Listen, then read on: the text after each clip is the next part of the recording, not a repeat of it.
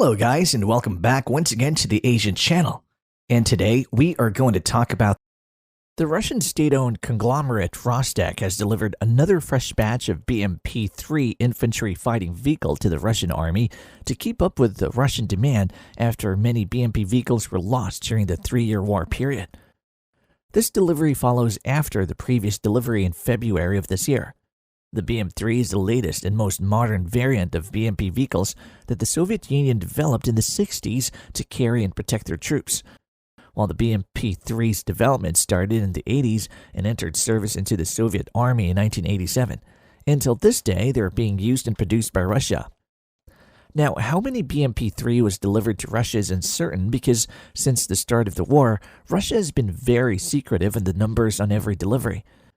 But previously in 2022, when Russia was still publishing their numbers, around 70 to 100 BMP-3s are being delivered annually. But since the war started, Russia has expanded its facility and hired more workers and paid them extra for overtime, giving them 6-day work week on 12-hour shifts, while the factories continue to operate 24 hours with 2 different batches of workers working on 12-hour shifts.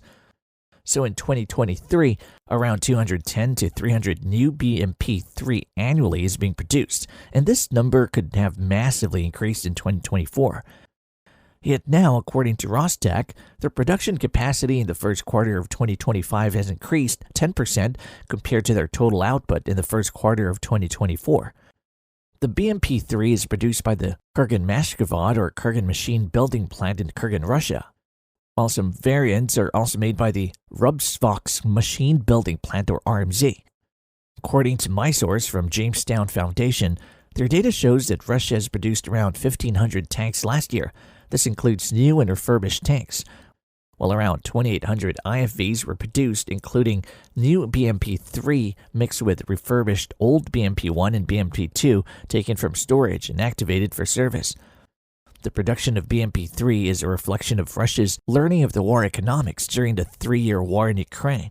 They realized instead of producing their latest and most capable T-14 Armata tanks and BMP-3 replacement, which is the Kurganmashzavod, which is much more capable and provides better protection compared to the BMP-3, but the system are more complex to produce and way more expensive. So instead, they continue to produce their old and reliable T-90M and BMP-3, which are still capable enough. But they're much cheaper and much less complicated to produce, allowing the country to produce them in large numbers compared to a newer and more complex system. Also, in current modern war in Ukraine, we've seen many times that the less expensive and accurate artillery shells and $500 FPV drones are destroying multi-million tanks and IFVs. So in this way, somewhat Russia has gone back to the old Soviet doctrine of having cheaper equipment but build them in large numbers. Now in reality, the old armor of the BMP-3 is lacking to protect itself from modern threats in the ongoing Russian-Ukraine war. So to improve the survivability of the BMP-3, Rostec has employed a low-cost solution to at least improve survivability of their IFVs and improve protection of their troops.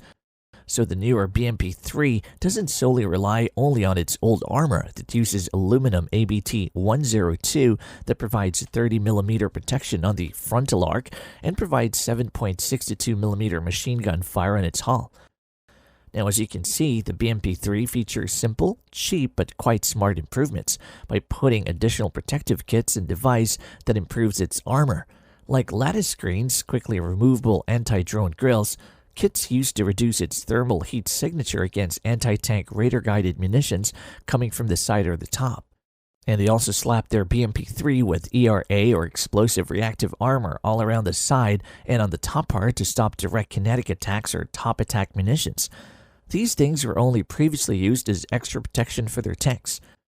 Now obviously, these things don't necessarily stop and totally protect the lightly armored BMP-3, but they sure help in some instances for increased crew survivability. The BMP-3 weighs around 18,000 tons, and it has a length of 23 feet. It has a top speed of 70 kilometers per hour, and it has a maximum range of 600 kilometers on full fuel.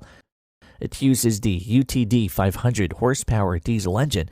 It has a crew of 3, a driver, gunner, and commander, and it can carry 7 servicemen into the battlefield. For firepower, it's armed with a 100mm 2A70 rifled gun capable of firing both conventional shells and guided anti-tank missiles like the 9M117 Bastion. The main gun is also paired on the side with a 30mm 2A72 autocannon. And lastly, it has a 7.62mm PKT machine gun.